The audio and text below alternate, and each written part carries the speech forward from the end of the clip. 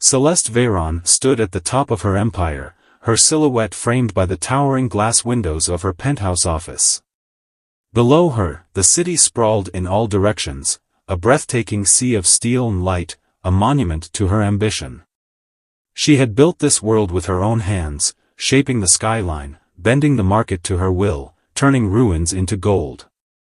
Every towering skyscraper she owned was a testament to her ruthlessness, her vision, and her refusal to be anything less than extraordinary. Yet, for all her power, for all the wealth that flowed endlessly through her accounts, a deep, familiar restlessness gnawed at her. Celeste had never forgotten where she came from. She was not born into this life. No silver spoon had touched her lips, no privileged last name had paved her way. She had been just a girl from the slums of Vesper Bay, selling handmade jewelry on the sidewalks while the world rushed past her, ignoring her existence. Her mother, a seamstress with weary hands, had worked until her fingers bled, just to put food on the table. Her father, if he could even be called that, had walked out before she could remember his face. She had spent nights staring at the skyline in the distance, vowing that one day, she would sit at the top of it. And she had. Through sheer, unrelenting force of will, Celeste clawed her way up from the dirt. She worked 3 jobs while studying finance, broke every barrier that tried to contain her, and made her first million before turning 22. Real estate had been her battlefield, and she had fought with fire in her veins, taking what she wanted without apology. Deals that should have taken years to negotiate, she closed in months. Markets that others feared, she dominated. She had crushed competition, outplayed giants, and now, she was a name whispered in awe and fear. Celeste Veyron, the Queen of Steel. But tonight, something was different. She swirled the amber liquid in her crystal glass, standing in the silence of her office. The city never slept, but tonight, it felt eerily distant, as if it was holding its breath. She had spent years anticipating every possible threat, rival tycoons, government regulations, economic crashes, but lately, there was a feeling she couldn't shake, a whisper in the air that something unseen was shifting beneath her feet. The knock on her door was soft but insistent. Elias Crane stepped inside, his sharp gray suit impeccable, his expression unreadable. He had been by her side for nearly a decade, her closest advisor, the one man in her circle she trusted without hesitation. But tonight, his usually steady demeanor was cracked with something else, concern, maybe even fear. "Celeste," he said, his voice calm but edged with warning, "we need to talk." She raised an eyebrow, taking a slow sip of her drink. "That sounds ominous." "Out with it." Elias hesitated, something he never did. That alone set her nerves on edge. He exhaled, stepping closer. "Someone inside your inner circle is planning to take you down." The words were a punch to the gut, though she didn't let it show. Instead, she let out a quiet chuckle, setting her glass down with deliberate ease. "Let them try," she murmured, her lips curling into a smirk. "They forget who built this empire." But as Elias watched her, his face grave, a cold tendril of unease coiled in her chest. For the first time in years, Celeste Veyron felt something dangerously close to doubt. Celeste Veyron had always trusted her instincts. They had led her from the cold, filthy streets of Montreux to the gleaming penthouse of her empire's headquarters. Her success had never been an accident. It was built on strategy, resilience, and the ability to sense danger before it struck. But tonight, as the city lights flickered below her vast office windows, an unease crawled beneath her skin. The kind of unease she had not felt in years. It wasn't the billion-dollar acquisition deal she had just signed. It wasn't the cutthroat world she had long mastered. No, this was something deeper. A whisper in the dark. The sound of approaching footsteps broke her thoughts. She turned just as Elias Crane, her longest-serving advisor, stepped in. His usual composed demeanor was fractured, his expression shadowed with concern. Celeste raised an eyebrow. Elias never let anything shake him. That meant trouble. Elias. Her voice was smooth, unreadable. You look like you've seen a ghost.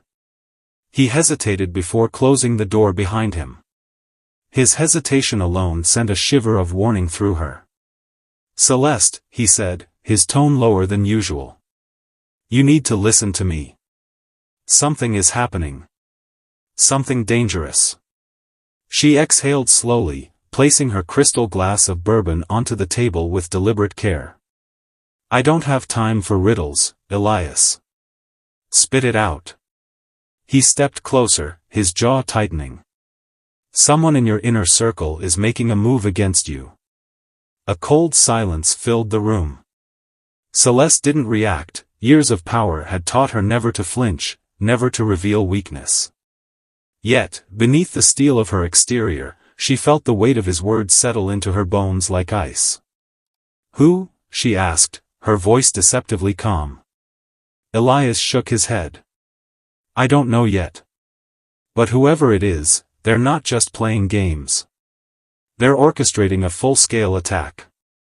This isn't about rumors or minor boardroom politics. This is something bigger. Celeste studied him, her mind already calculating. A move like this couldn't be spontaneous. It had to be planned, methodically, ruthlessly. But why now? Why, after all these years of domination, was someone bold enough to challenge her throne?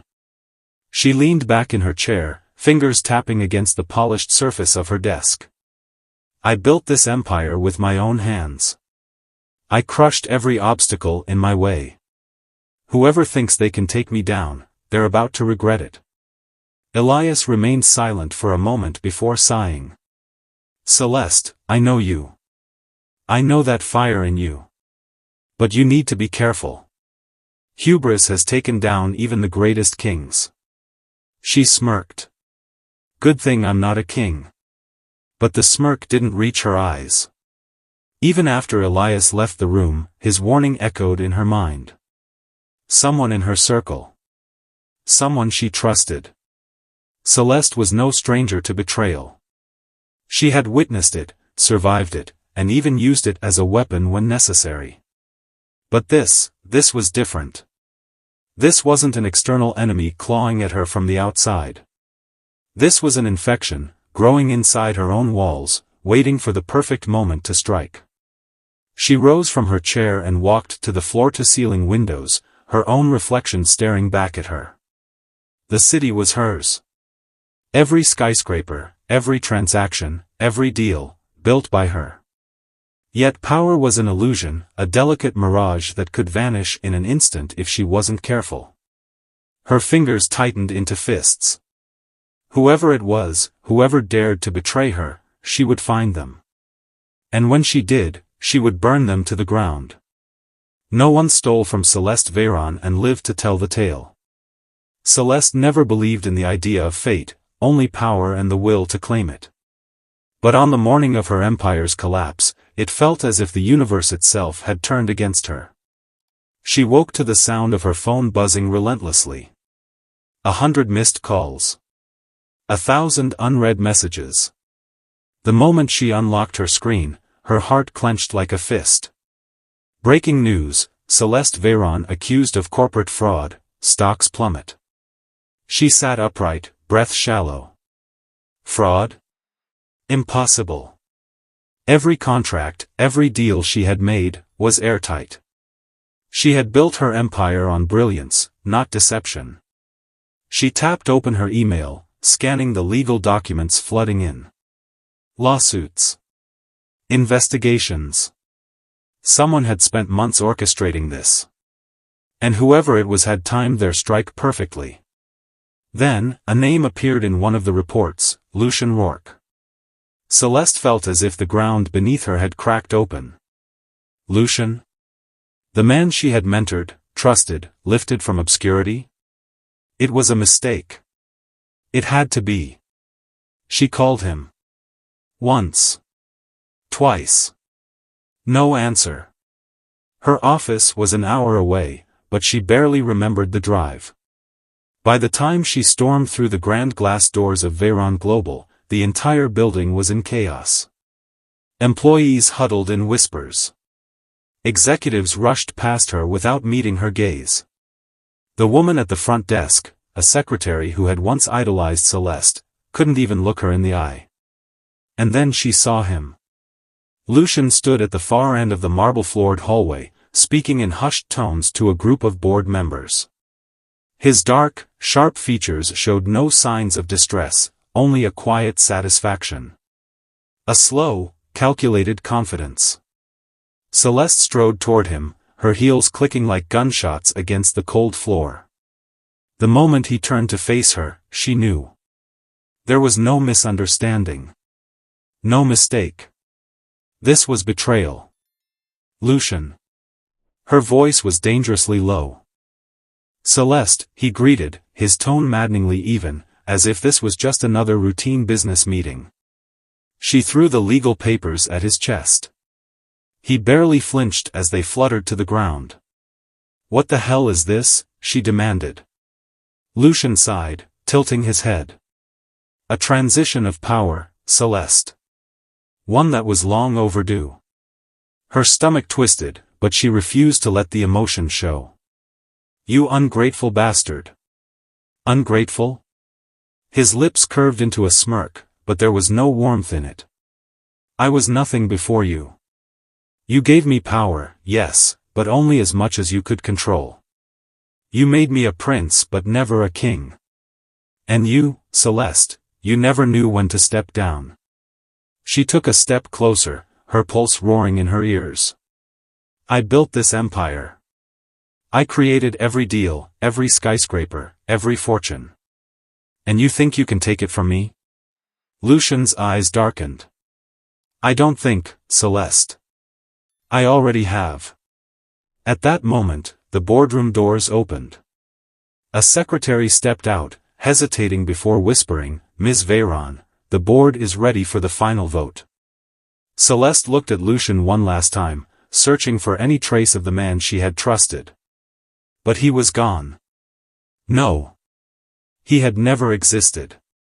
With steel in her spine, she turned and walked toward the boardroom. She wouldn't beg. She wouldn't break. She would face them like the queen she was. And if they thought this was the end of her? They were about to learn just how wrong they were. Celeste Veyron stood outside the boardroom, her heart pounding like war drums in her chest. Through the glass walls, she saw them, her board of directors, her executives, the people she had handpicked, nurtured, and made millionaires. And at the head of the table sat Lucian Roarke, the man she once trusted, now wearing a smirk so sharp it could cut steel. Her hands clenched into fists. "This isn't happening," she told herself. "This is just another power play. Another storm I will weather." But the truth sat heavy in her stomach. She knew the script all too well. The whispered meetings behind closed doors, the carefully leaked headlines, the orchestrated legal attacks, it had been a coup from the start. And she had walked right into it. The chairman cleared his throat. Richard Cavendish, a man who had once begged for her investments, now avoided her eyes. Coward, she thought. "Ms. Veyron," he said, his voice formal, detached. "After extensive deliberation, the board has reached a decision regarding your position in the company." Celeste refused to sit. If they were going to gut her, they could damn well do it while looking into her eyes. "Go on," she said, voice like ice.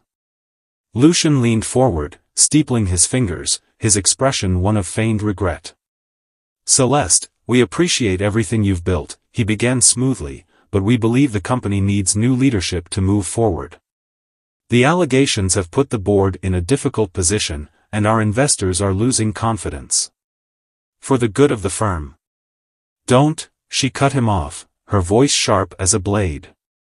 "Don't insult me with that 'for the good of the firm' speech, Lucian. We both know this isn't about the company. This is about you."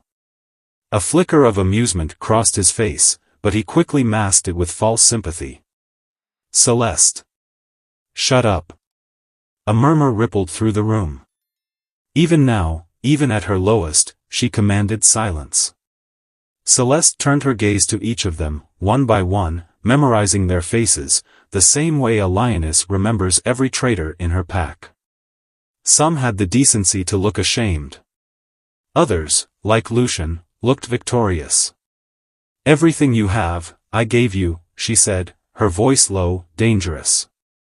"Every dollar, every deal, every ounce of power in this room exists because I built this empire with my own hands.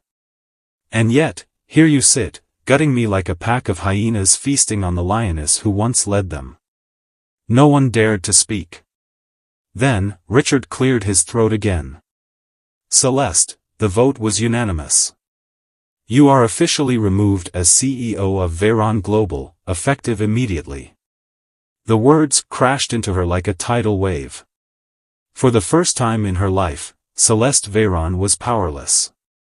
Her hands loosened, her body still, her face unreadable.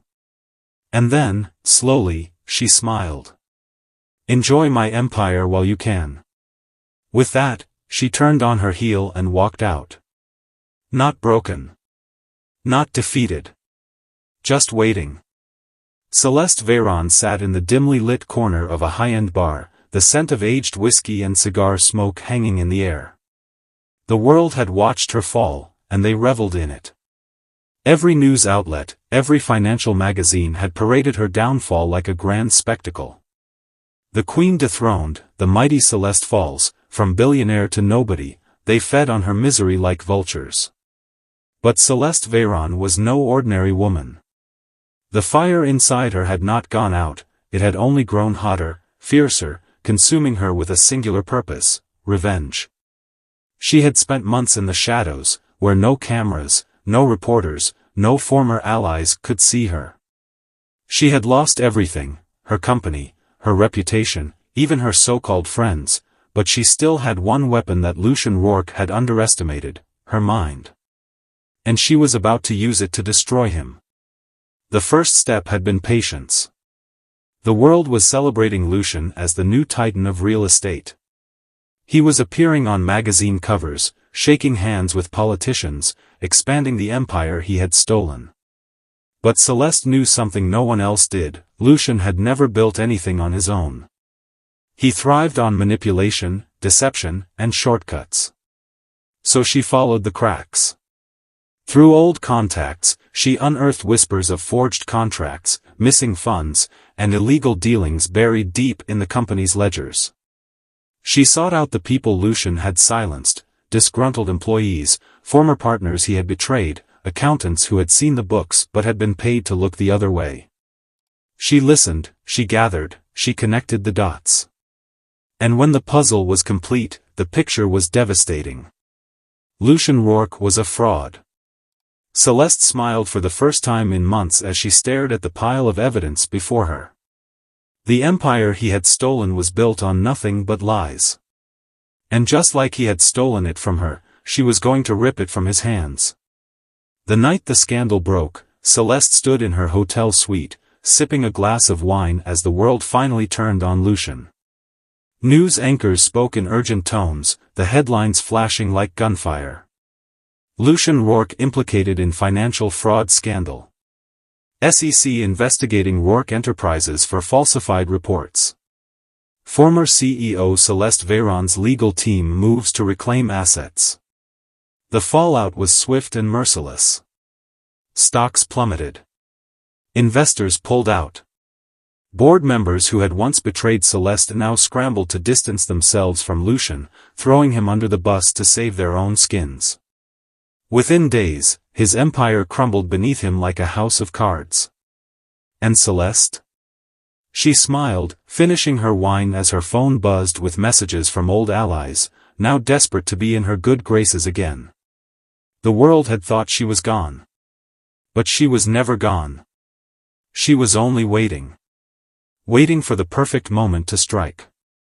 The rain poured down in heavy sheets, drumming against the towering glass windows of Veyron Industries.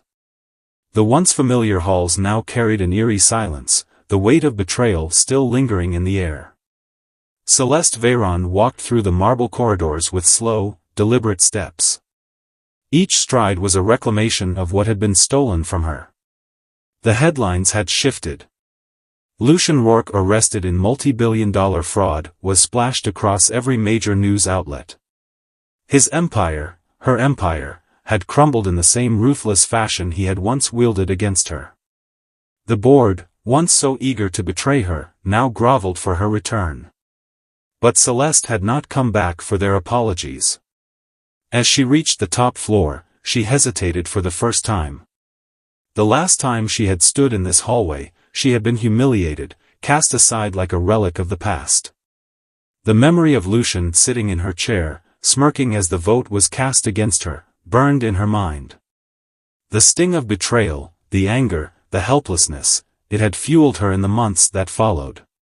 But now, as the heavy doors to the CEO's office loomed before her, she realized something profound. She had never been helpless. They had merely underestimated her. With a firm hand, she pushed the door open. The room was just as she had left it. The sleek mahogany desk, the panoramic view of the city, the faint scent of leather and success still lingering in the air. But something had changed. This space, once filled with the weight of power, had become hollow in her absence. A kingdom left to ruin under the rule of a traitor. She approached the desk, running her fingers along its polished surface. A small, almost imperceptible smirk played on her lips. She lowered herself into the chair that had always been hers. As she leaned back, she exhaled a slow breath, letting the reality of her return sink in. A knock at the door broke the silence. It was Elias Crane. The one man who had warned her before it all collapsed. He stepped inside, his sharp eyes scanning her expression. "So," he said, his voice steady, "how does it feel to be back?" Celeste turned her gaze to the city skyline, where her empire had been built from nothing but her own grit and ambition. The storm outside raged on, but within her, there was only clarity. "It feels inevitable," she murmured, her fingers tapping lightly against the desk. Then, with a sharp smile, she added, "And this time, Elias. I'll burn it all down before I let anyone take it from me again." The Queen had returned. And she would reign, on her terms. As the storm outside roared, Celeste Veyron sat in the seat that had once been stolen from her. But this time, she was stronger, wiser, untouchable. Her empire had been built, lost, and reclaimed, but one truth remained: she was the architect of her own destiny. Betrayal had nearly destroyed her, but in the end, it had only forged her into something greater. Fire, do you believe in second chances, or should power once lost never be regained? Comment below. Backhand index pointing down. Speech balloon like if you felt the power of Celeste's return. White medium star subscribe for more gripping stories.